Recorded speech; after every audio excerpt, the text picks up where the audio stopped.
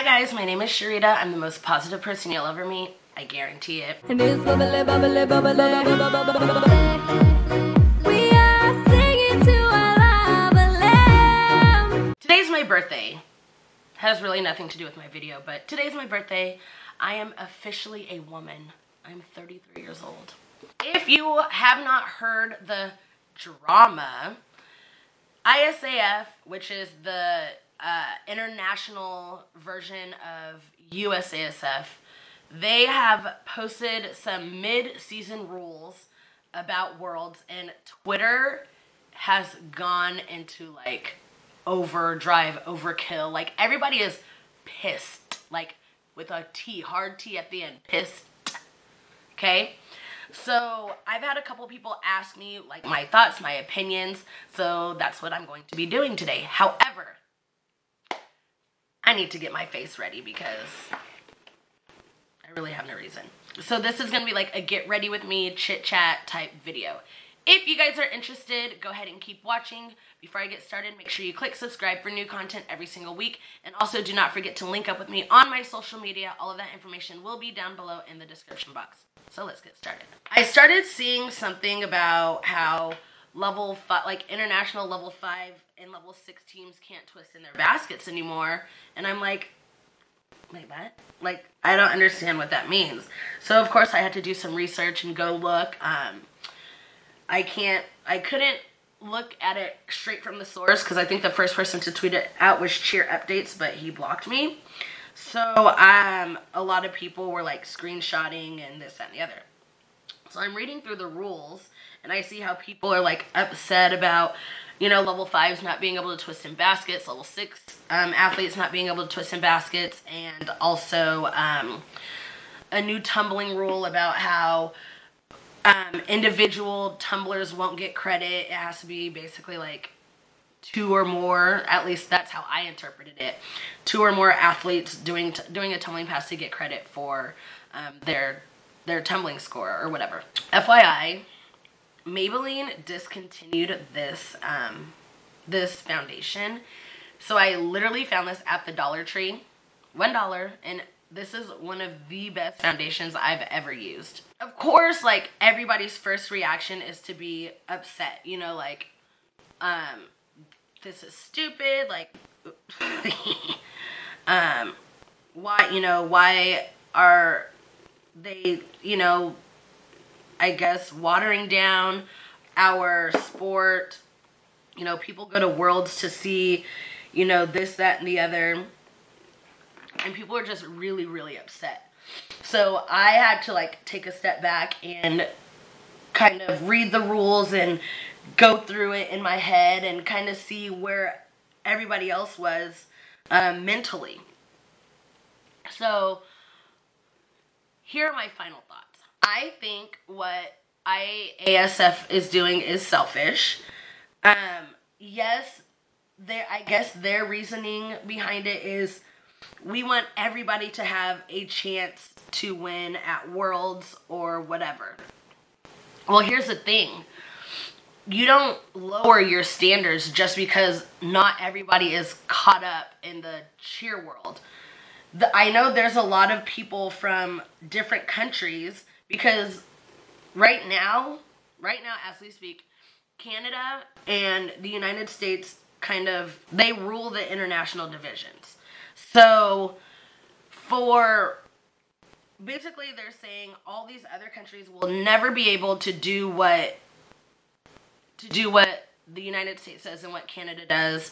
And then there are some other countries out there who are just as good as, you know, as the United States and Canada, but they're just basically saying, hey, we want everybody to have a fair chance. Now let's really think about this. If I'm an athlete who can do round up back handspring double full, what makes you think that my fulls, which count just the same as doubles, aren't going to be any better or are going to look just like every other team that can only do fulls? No, my fulls are going to look way better, 10 times better than somebody who's struggling to do a full. And like, for somebody who can't do a double full basket, or who can do a double full basket, their toe touch is going to look better than somebody who can't do a double full basket. Just because you're limiting the skills doesn't mean that everybody's technique is still going to look the same. Basically, it's like a cheat day, you know? Like, wow, like, I get to go to competition and I only have to throw a full. I'm going to competition and I only can throw a back tuck basket. I'm going to go to competition and I can only throw a toe touch basket. That's like a walk in the park and a slap in the face. Oh my gosh, where is my concealer? What I'm getting at is, I understand why they're doing it, but basically it's like a slap in the face, because what you're saying is because all these other teams can't or aren't, where, the rest of the world is, we're going to cater to them. And it's like, but why? We work just as hard to, get our skills. So why punish everybody else? And, and also it's like a safety thing, because I know you guys have watched some of those international teams throwing baskets that they have no business throwing, especially level 6. And that's why, I'm not sure if I've talked about it in a video before, I probably have, but that's why there needs some kind of like progression protocol, If you can't do this, then you shouldn't be competing that. And, in gymnastics, you have to do a certain amount of skills, or a certain type of skills, before you can move on to optional. Like, you have to be able to do a back walkover before you move on to a back handspring. You have to be able to do this to be able to do that. So I think as far as stunting and cheerleading goes, there needs to be some kind of progression protocol. And sure, it might cost a lot of money, and sure, it might be a waste of time, but it's going to keep cheerleading the way that it needs to be. Somebody had tweeted, they didn't understand the new rules. It's just like, the NFL going to flag football. And it's like, it kind of is, they work just as hard. They work super hard to get into the NFL. It's not easy. Not everybody can do it. Now, all of a sudden, you're telling me that all my hard work is going to go unnoticed just because there's other people who want to be in the NFL, but they can't do it. And it's not fair. Like, the NFL isn't for everybody. Worlds is not for everybody.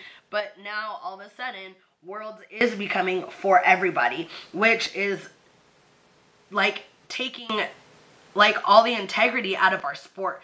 Basically, it's like, you get a ribbon, and you get a ribbon, and you get a ribbon, and everybody gets a ribbon. It's like participation points. And as a true athlete, like, there's no way you can respect that. And I understand, there's people who are like, well, it's my dream to compete at Worlds. Okay, well, it's my dream to be America's Next Top Model. It's not gonna happen. So just, find something else in the sport that you love to do. If you're never gonna make it to Worlds as an athlete, open up a gym and coach a team, or become a judge, or, do something. Just because you want to do it doesn't mean you're going to do it. That's not how life works. That's not how the world works. So, somebody's calling me. So, do I like the rule? No. Do I understand why they're doing it? Yes. Do I agree with it? Nope, not even one bit. I'm lying. I'm completely lying. I do like the fact that tumbling is becoming, like, they're making it more of like a squad thing, because there are some teams where they have really, really good stunting, but they have that one token person that can tumble, and that person gets all of their tumbling points. Okay, well, in cheerleading, you have to be well-rounded in everything. You have to be a good jumper, a good tumbler, a good stunter, no matter what your position is. Like, you have to be good at everything. At least I think you should, especially if you're competing at Worlds. So the fact that they're calling for, like, more squad tumbling, I think is actually a good thing. Like, that's the type of progression that we need. Tumbling has never really counted for much in the international divisions because it's always been like they place everything on stunting, which, I mean, if that's how you want it to be, then that's fine. Especially for like old people. Like, there comes a time, trust me, where your body, like, you can't flip your body around like you used to, but stunting is still, you know, a little easier on the body. The fact that, like, they're pushing for squad tumbling, that I can get on board with. However, like, say there, you know, you have a squad standing back handsprings, but you do have one person that can do, like, you know, a specialty pass through to double. Let that person do that specialty pass, and they're gonna score. At least this is how I would score it. They would still score on, like, the higher end of, you know, that whatever, oh my gosh, what am I looking for? What word am I looking for?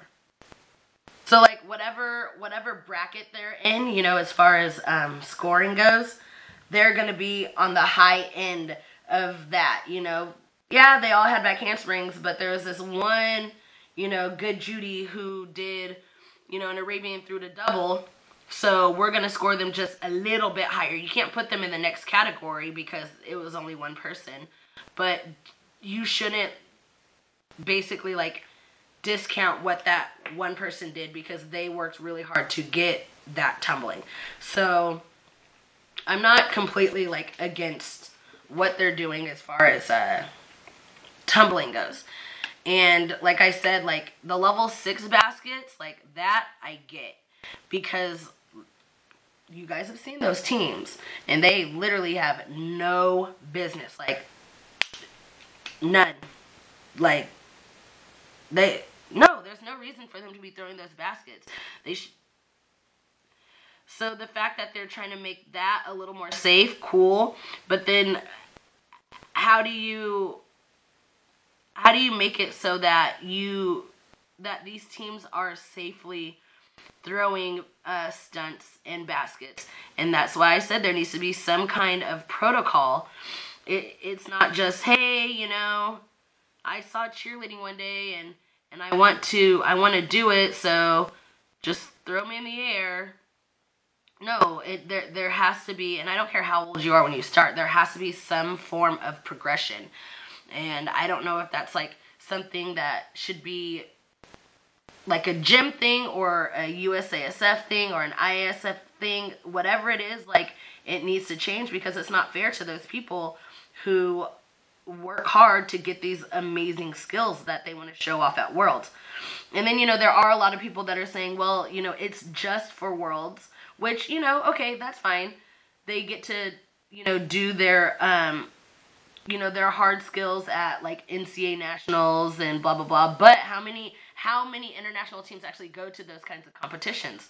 They don't, because, you know, there's not a lot of paid bids. You know, it's like broke college kids, so there's not a lot of competitions that they go to show off, you know, their hard skills at all. There's just a lot that needs to change, like, on the inside, because right now it's not fair to people who have worked really hard, and who knows, like, people are probably going to get tired of it and go to, like, acro or, you know, something else to where they can still utilize their skills. And we all know that varsity is one big monopoly. We do. We totally know. We all know that. Like, there's no secrets behind it. But at the same time, it's like, what are we doing about it? Nobody's really doing anything about it. We're still going to go to Worlds. We're still going to watch Worlds. We're still going to watch cheerleading and, you know, give programs our money.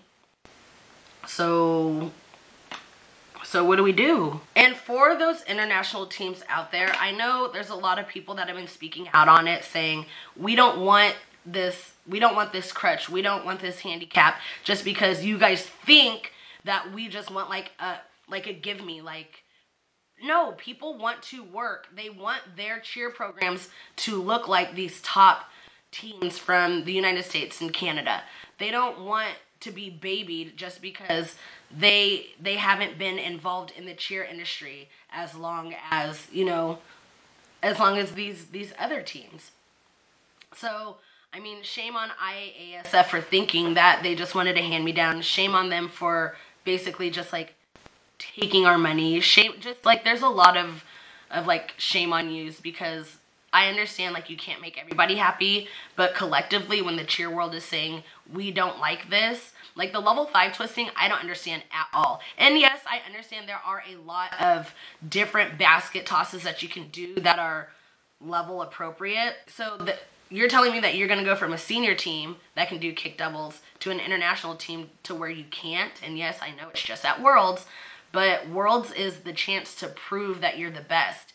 And you can't prove you're the best by doing limited skills. You just can't. Because me right now at 33 years old and out of shape, I could easily go be on a level 5 team and do the stunts and the basket tosses and the tumbling and be okay. Like, oh, so all I have to do is a toe touch basket and all I have to do is a full, oh, I've got this. So basically, to wrap things up, nobody's happy about the changes, and if USASF or IASF is so concerned about safety, then they need to look at that aspect. How can we make it safer, not by changing the rules of, you know, at competitions, but changing how we allow these athletes to perform a certain level, if that makes sense. Like I said, I hate to compare everything to gymnastics, but gymnastics is thriving. Gymnastics allows for harder skills. Like each year they change and they see that the sport is progressing. They're like, oh, you know, they can add this, they can add that. You know, this isn't as difficult as it used to be, so we're going to lower that in the code of points. But we're still going to allow you to do it. They just need to look at sports like that are actively progressing. And yeah, there may not be as many athletes, but look at what they're doing. It's amazing what they're doing nowadays. And if they can do it, how come we can't do it? How come the cheer world can't do it? There's no reason. It's the same person, just a different skill. That's like, if you look at teams that, like gyms that are really, really, really good, it's not because they have the best athletes. It's because of the way that they coach their athletes, you know? They're all the same kids, you know? But it's how they're being coached. So we need to figure something out to make it so that people who can't do a toe touch basket are not allowed to compete in level 6. Not people who can't do a toe touch basket, well, we're just going to change the level 6 rules so that they can be a level 6 athlete. Makes absolutely no sense. None. And I read somebody's tweet, had me dying. It was like, dear USASF, please make jumps illegal. Like, out of everything, you're going to take away baskets and tumbling? Like, take away jumps. Don't nobody like jumping? No way. Please. Like, if you're going to take anything out of the routine, take that out of the routine. So anyways, I'm going to continue. I'm going to finish up my face, and then I will come back and show you guys what I look like in the end. Okay, you guys, I recorded this video at like 10:30 this morning. It is now 8 p.m. and my camera that I was recording on just kapooted. It broke. Luckily, I was able to get the SD card out and get it onto my computer so I can edit. So this face that you're seeing is like almost a 12-hour face. But I just had to come on and finish my, wrap up my video. If you guys enjoyed this video, give it a big thumbs up. That helps me out a lot. Let me know in the comments what you guys think of this whole situation, because I know there's a lot of conversation to be had. Thank you guys so much for watching. Have a positive and love-filled day. Bye.